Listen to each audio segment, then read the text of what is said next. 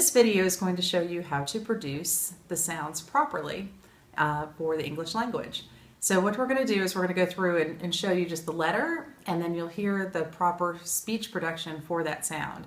It is really important that you say the sounds correctly, especially when you're teaching young children. They need to know how to say each sound so that they can properly say them and then blend them into words. Oftentimes people think they're enunciating, but what they're really doing is altering the sounds for kids. I hear people say ma instead of and ba instead of b, but it's very important that you're very clear and very succinct with kids. P, b, t, d, ch, j, k, g, v, s, z, sh, ž, v, m, n, h, w,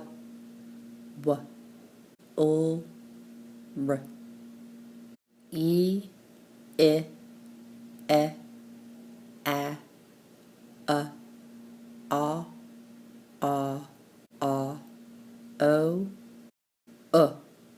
u, I, u, oi, ow, r, r, r, or,